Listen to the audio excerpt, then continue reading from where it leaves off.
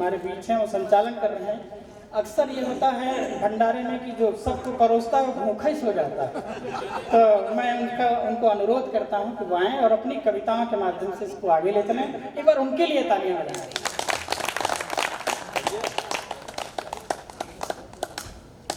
आपका आदेश और मेरे लिए तो बड़ा असमंजस ये है कि मैं अपने समय से ट्रेन हमारी लेट हो चुकी है थोड़ी सी, तो और दूसरी बात ये कि मैं शायद एक मुक्तक बीच में छोड़ दिया जाए तो जितनी भी मुक्तक या लाइनों का प्रयोग किया हूँ वो अपनी ही प्रयोग करता रहा कि मौका मिले या ना मिले, तो बीच बीच में मैं चलता रहा। लेकिन ठीक है, आदेश हुआ है तो मैं एक प्रयास करता हूँ कि कुछ आपके बीच रखूं।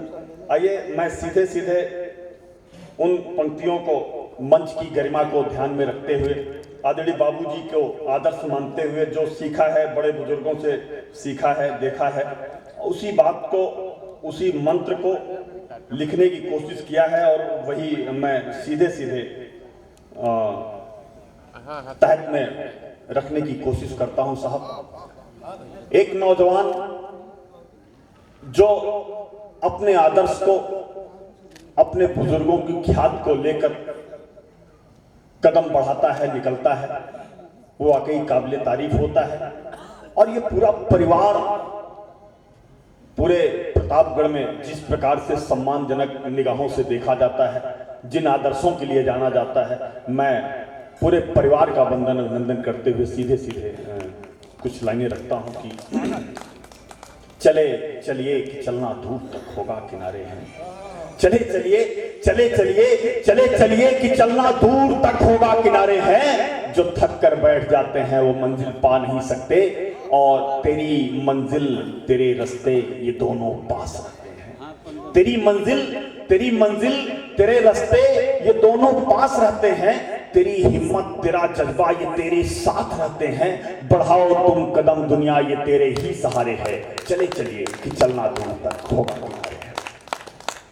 बढ़ो तुम नेक कदमों से ये दुनिया भाप जाएगी। क्या बात है। बढ़ो तुम नेक कदमों से ये दुनिया भाप जाएगी। तेरी मंजिल तेरे आगे ही आकर कांप जाएगी। यहाँ उगते हुए सूरज को सारा जग निहारे है। चले चलिए कि चलना दूर तक होगा। साहब, रास्ते तो रास्ते हैं, अच्छे होंगे, बुरे होंगे, तमाम तरह से मिलते हैं, और रास्तों पे बहुत चलने की जरूरत नहीं है, रास्तों पे बहुत देखने की जरूरत नहीं है। निगाहें मंजिल पे रखना होगा साहब, कि कहीं कंकड़, कहीं पत्थर, कहीं कांटे हैं राहों पर। अनुज जी, कहीं कंकड़, कहीं पत्थर, कहीं कांटे हैं राहों पर। बड़ा ही बोझ है माना तुम्हारे दोनों बाहों पर। चले चलना नहीं रुकना ये जब तक चांद तारे हैं। चले चलिए कि चलना दूर तक होगा। और एक बंद और दूंगा साहब इसका, कि कहां ढूंढते हो, किसे ढूंढते हो, कि नहीं मंदिर में, मस्जिद में, नहीं गिरजा में रहता है। परवाना जी, आदरणीय अध्यक्ष महोदय, कि नहीं मंदिर में, मस्जिद में, नहीं गिरजा में रहता है। नहीं दौलत में, महलों में, बुरी संगत में रहता है। कि नहीं मंदिर में, मस्जिद में, नहीं गिरजा में रहता है। नहीं दौलत में, महलों में, बुरी संगत में रहता है। रहो इंसानियत में, तुम मुझसे इंसान प्यारे हैं। चले चलिए कि चलना दूर। मैं समय का बड़ा संकोच है, ओज की एक रचना की एक पंक्ति देके मैं सीधे सीधे अध्यक्ष जी की तरफ मुखातिब होऊंगा कि उठ जवां एक बार फिर तू आसमां को चीर दे। जरूरत है जवानों को, नौजवानों को जगाने का, उनको राह दिखाने का। ये हमारा कर्तव्य है, आप सबका कर्तव्य है कि उठ जवां एक बार फिर तू आसमां को चीर दे। घिर गए घनघोर बादल बाजुओं को तीर दे। छट रही है रोशनी सोचकर सोना नहीं, जिंदगी से हार कर तुम कभी रोना नहीं। चंद लम्हों की मिली है जिंदगी अवतार सी, सूल बनकर तू खड़ा हो बाधाओं के पार की। तेरे दम पर ही टिका देश का अभिमान है, तेरे पौरुष से बड़ा माँ बाप का सम्मान है। आइए मैं 4 लाइनें सीधे सीधे अब माहौल बनाने की कोशिश करता हूं साहब, और आदरणीय अध्यक्ष महोदय को आमंत्रित करूं कि आए काव्य पाठ करें अपना। आज के हमारे जो सुमेरु हैं, मैं बस एक मुक्तक उनके सम्मान में रखते हुए मैं उन्हें सादर आमंत्रित करता हूं कि क्या सच है क्या झूठा जीवन, क्या सच है क्या झूठा जीवन, किसकी मेहरबानी है, क्या सच है क्या झूठा जीवन, किसकी मेहरबानी है। उस बूढ़े बरगद से पूछो जिसकी उम्र पुरानी है, जिसकी उम्र पुरानी है। क्या सच है क्या झूठा जीवन, किसकी मेहरबानी है।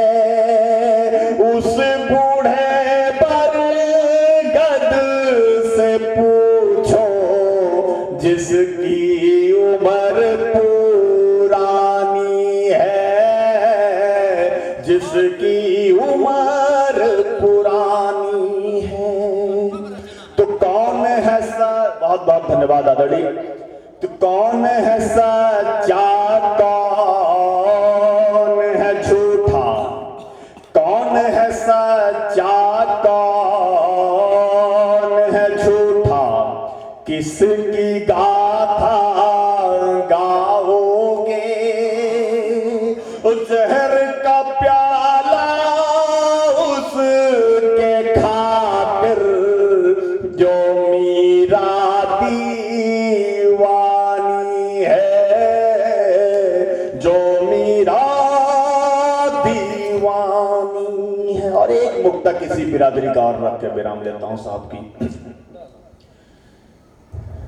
स्वागत भैया, स्वागत है। फोटो के लिए जोरदार तालियां भाई नागेंद्र अनुज जी के लिए। ये विदेश में जाकर अपने धरती की महक वहां तक पहुंचाने का काम किया है। मैं बहुत बहुत साधुवाद, बहुत बहुत वो। सीधे सीधे एक मुक्ता का और देता हूं साहब की जी। आदरणीय धीरज उपाध्याय जी हमसे बड़े हैं, हमारे बड़े भाई हैं, हमारे बीच में उपस्थित है। एक बार जोरदार तालियां इनके लिए भी बजाई। बाबूजी ने पूछा, मैं कहा मंच से किस किस को बताएंगे, ये टहल के मैं खुद ही बता दूं। तो आइए एक मुक्तक और साहब देता हूं। कोरोना काल में जब कोरोना ग्रसित हुआ था तो उस समय अपने लिए लिखा था, अपनी ताकत के लिए लिखा, शायद आपके लिए भी काम आ जाए।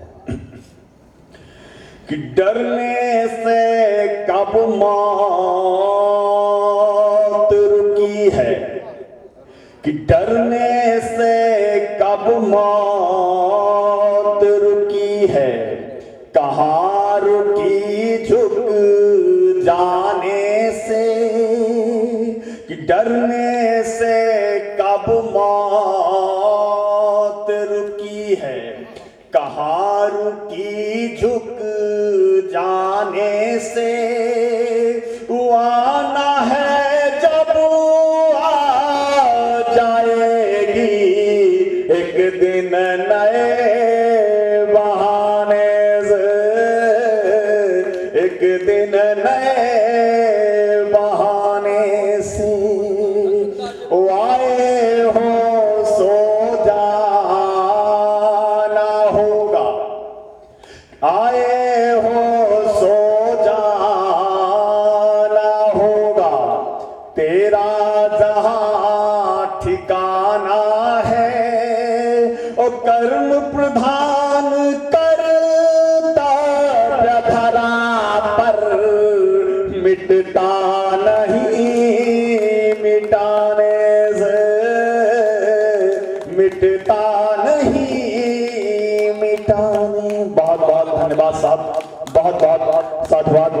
मैं वाकई मैं आपको ये पहला आयोजन बहुत दिनों बाद जैसा कि बताया गया हुआ है। बाबूजी की परंपरा को आगे ले चलने का काम इस परिवार ने किया है, भाई पंकज जी ने किया है। मैं आपसे वादा करता हूं कि आज पुनः उस नींव को फिर से रखा गया है, उस सोच को, उस विचारधारा को ले चलने का प्रयास किया गया है। आज ये प्रथम प्रोग्राम है। आने वाले दौर में मैं समझता हूं कि इस पूरे खानदान की जितनी जगह दिख रही है शायद वो पूरी की पूरी भरी नजर आएगी और पूरी रात का सम्मेलन चलेगा। इन्हीं कवियों के साथ ये क्षमता है कि आप 2 दिन तक का सम्मेलन कंटिन्यू करवा लीजिए, विराम नहीं होगा। ऐसी रचनाएं हैं, ऐसे रचनाकार हमारे बीच में हैं। मैं सीधे सीधे आज के इस माला के सुमेर हमारे कार्यक्रम के अध्यक्ष परम आदरणीय श्रद्धेय हमारे प्रतापगढ़ की धरती के शान आचार्य शेख मुंशी रजा अनीस देहाती जी को आमंत्रित करता हूं। चाहूंगा कि जोरदार तालियों से उनका स्वागत, वंदन, अभिनंदन करें आचार्य अनीस देहाती जी।